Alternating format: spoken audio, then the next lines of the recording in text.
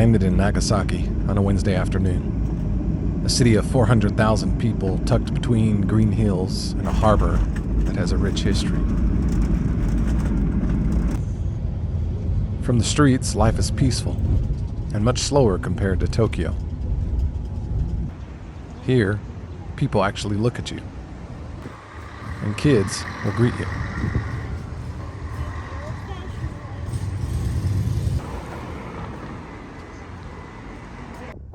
On Thursday, I traveled 1,000 feet above sea level to Mount Inasa Observatory. From up here, the whole story spreads out below you. The harbor, where Portuguese ships first anchored in the 1500s. The hillsides, where hidden Christians whispered prayers for 2.5 centuries. The valley, where on a single morning in 1945, everything changed. It's all here. It is all here. All of it. Layered beneath this quiet, modern city. We begin where it all began. 400 years ago, at the water's edge. In 1571, Nagasaki opened its ports to the world, a small bay on the southwestern tip of Japan. Few had heard of it. The world was about to find it. Portuguese merchants arrived first, but they did not come alone. 22 years earlier, in 1549, a Spanish Jesuit priest named Francis Xavier had stepped ashore in Kagoshima, the first Christian missionary to set foot on Japanese soil. He stayed less than 2 years, but what he started could not be stopped. The gospel spread rapidly through Kyushu. Japanese lords converted, their people followed, churches were built, communities formed. A faith that had traveled from Jerusalem to Rome to Lisbon to the edge of the known world had finally arrived in Japan.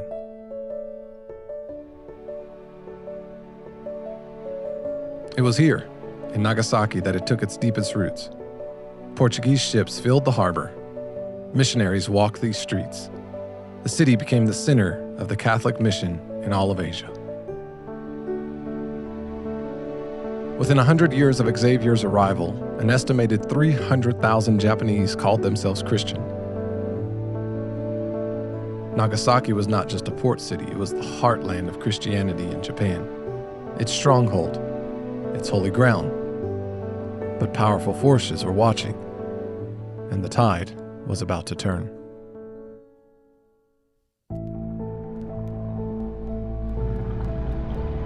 It started with a warning. In 1587, Japan's most powerful ruler, Toyotomi Hideyoshi, issued an edict expelling all Christian missionaries from Japan. But it was not strictly enforced. Missionaries stayed. The faith continued to spread. Hideyoshi was watching, and he was growing more suspicious. Speaking of Christians, he says, "If they do rise up, I will punish them, because I do not want this religion. A religion of love and union, which is therefore harmful for this kingdom. So I will not permit any man of honor to become a Christian. But I do not object if they are old or of the lower class, because such people cannot do any harm to my kingdom." It was said of Hideyoshi, as Hideyoshi believes that there is no other life, he cannot understand that such is their desire for the salvation of souls that the Jesuits come to Japan via China and the friars via the Philippines. He has it firmly in his head that it is not this salvation that is being sought, but the desire to make many Christians who would unite like brothers and could then easily rise up against him.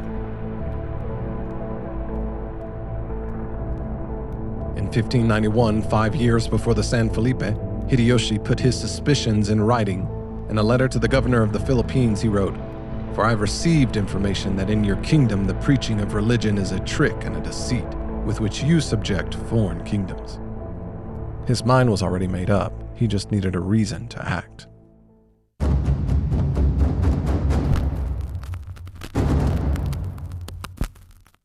A Spanish merchant ship called the San Felipe ran aground on the island of Shikoku, hundreds of miles from Nagasaki. What exactly was said during the dispute over the ship's cargo is still debated by historians, but what is known is this: Hideyoshi became convinced that the missionaries were advance agents of Spanish colonial ambition. Whether the conversation happened exactly as reported or not, this became the opportunity Hideyoshi had been waiting for. Within months, he ordered the arrest of missionaries and prominent Japanese Christians across Kyoto and Osaka. 26 of them were chosen to send a message. They were marched 600 miles from Kyoto to Nagasaki. In the dead of winter, each one had an ear cut off along the way, a warning to any Christian who might be watching.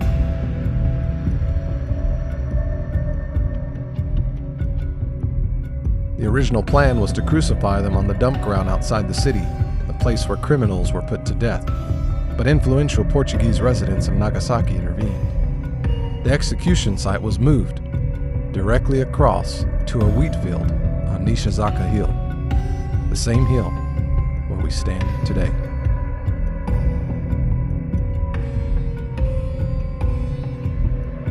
The man appointed to carry out the execution was the Japanese official named Teruzawa Hazaburo. What he faced that morning was not simply a duty, it was personal. Among the 26 was a man named Paul Miki, a Jesuit brother, a preacher, and Teruzawa's close friend. Teruzawa had sat under his sermons, he had listened to his voice, now he was being ordered to put him to death. But it was another prisoner who would make that morning unforgettable, a 12-year-old boy named Louis Ibaraki. Teruzawa looked at the boy and could not bring himself to act. He pulled Louis aside and said, "Your life is in my hands. If you wish to serve me, I will save you." Fray Pedro spoke for him, saying, "On the condition that he lets you live as a Christian."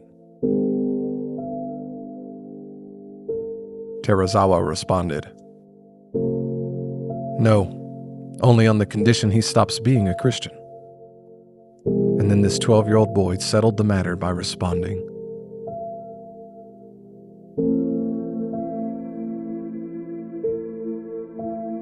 "I do not want to live on that condition, for it is not reasonable to exchange a life that has no end for one that soon finishes." Luis Ibaraka was crucified that morning along with the 25 others. He was 12 years old and he understood eternity better than most of us ever will. On February 5th, 1597, they were crucified on this hill, overlooking the city they loved, overlooking the harbor where it all began. Witnesses said they died singing Psalm 116, "Precious in the sight of the Lord is the death of his faithful servants." Among the 26 were 3 teenagers: Louis Ibaraki, 12 years old; Thomas Kozaki, 13 years old; Antonio, 14 years old. There were also farmers, carpenters, soldiers, servants, men who had built their lives in Nagasaki, men who had everything to lose, and 6 European missionaries who had crossed oceans to bring the gospel to Japan. 26 lives, 26 stories, one hill, one morning.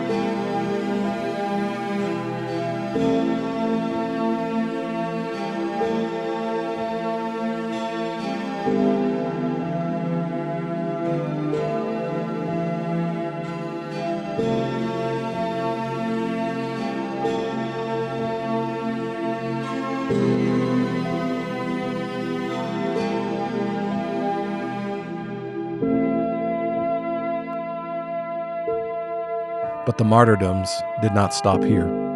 In the decades that followed, thousands of Christians were martyred across Japan, burned, drowned, crucified. Nagasaki became a site for executions.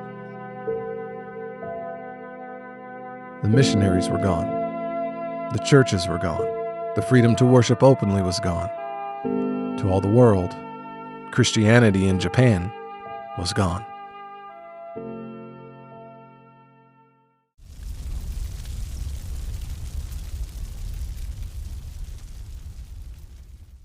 In 1636, Japanese authorities built a small island right here in Nagasaki harbor.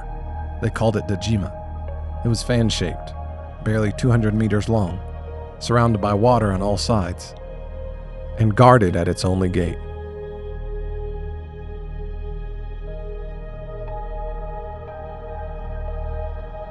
Its purpose was control, to control foreign traders, to limit foreign ideas, and to make sure that whatever came in Japan came in on Japan's terms. By 1641, the Portuguese were gone entirely. Only the Dutch remained, confined to the small island, permitted to trade but forbidden to practice their faith openly. The cross had been removed from Japan's soil. Or so it seemed.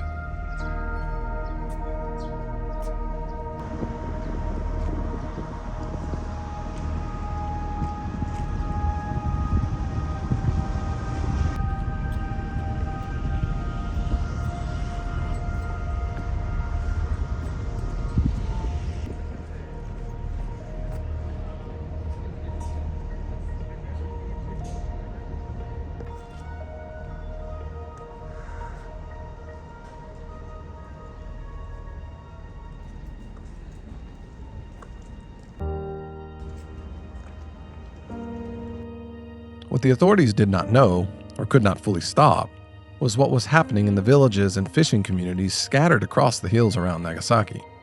Families had gone underground quietly, carefully, passing their faith from parent to child in secret, in silence, in hope. For 250 years they kept the flame alive.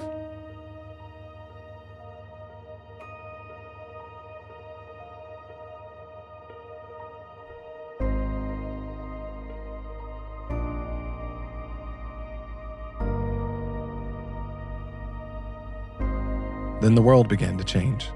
In 1853, American ships arrived in Japan. Japan, after more than 2 centuries of isolation, was compelled to open its ports and gradually began reopening to the world.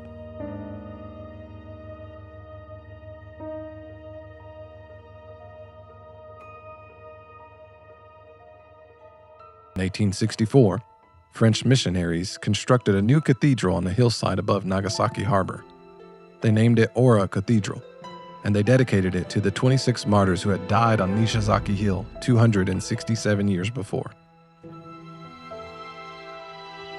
This was a building that said, "We are back." Then just weeks after the cathedral opened, it was discovered that thousands of Christians had secretly kept the flame alive and began to emerge from the underground church. This moment is known as the discovery of hidden Christians, one of the most remarkable events in the history of Christian mission.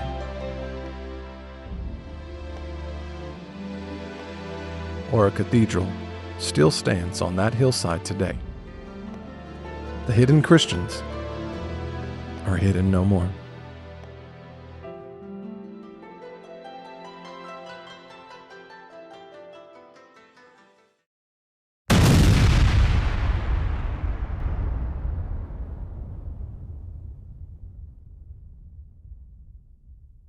By the early 1900s, the Christian community of Urakami had emerged from centuries of hiding and was flourishing. They decided to build a cathedral, not a small one, the largest cathedral in East Asia. Built with their own hands, their own money, their own faith. Construction began in 1879. It took 46 years to complete. When it was finished in 1925, it stood as a monument to everything the Urakami community had survived. Persecution, hiding, silence. They had come through it all. And now they had the cathedral that could be seen from across the city. On Sunday mornings, the bells of Urakami Cathedral rang out across Nagasaki. For 20 years, those bells were the sound of a community that had made it.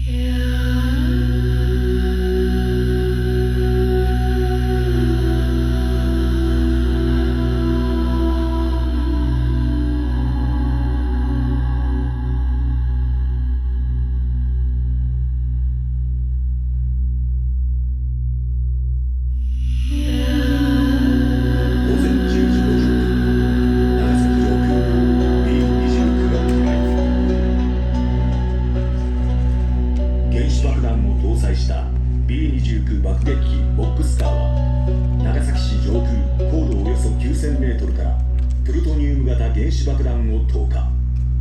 午前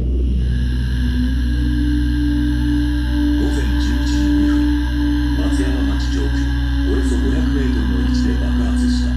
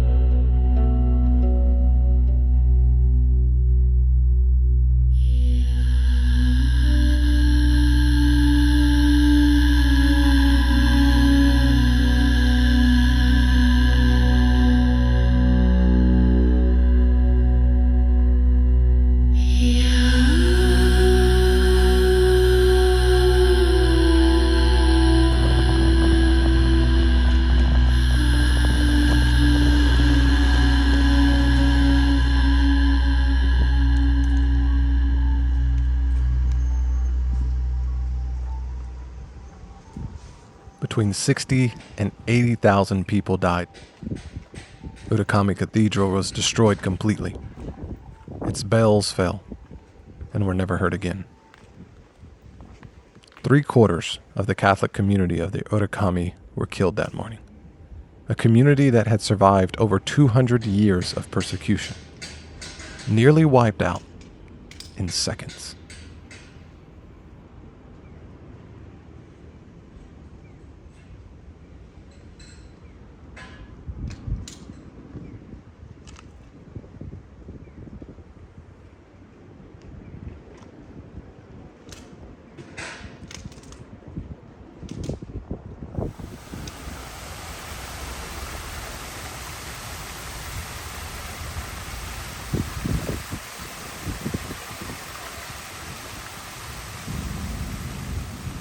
This brick marks the exact spot directly beneath where the bomb detonated. And while I was standing here, a child walked up, completely unaware of what had happened on this very ground 80 years ago. The city is pleading for the world to never let this happen again. The city seeks peace.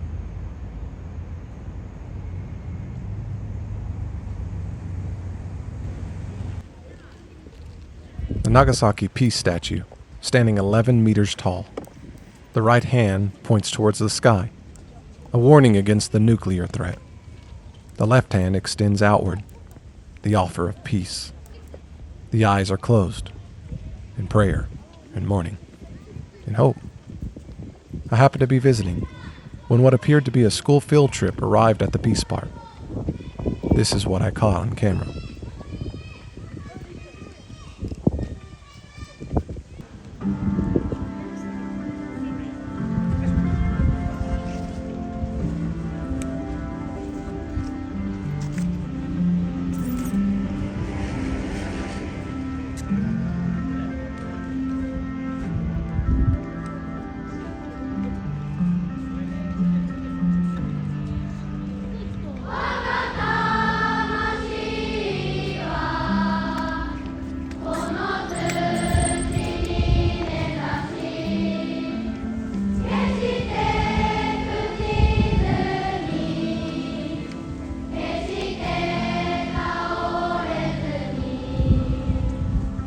I can only assume they were singing for peace. I don't know for certain, but I can imagine that they were singing to remember the lives lost on that morning in 1945. Nagasaki has found a kind of peace, however they still lack a peace that no song can reach. Not just Nagasaki, but Japan as a nation. What was established in Nagasaki must be tended to and spread through Japan. That is the mission. In Christ to every nation. Find much gratitude in the tiny church here in Nagayo, who is witnessing to these people.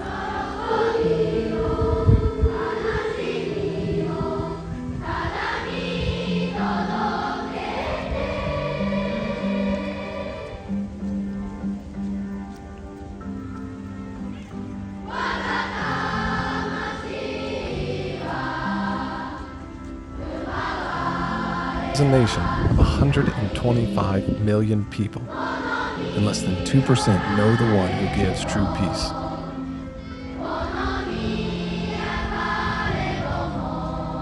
Japan is still waiting for that type of peace. And God is still asking the same question He's always asked.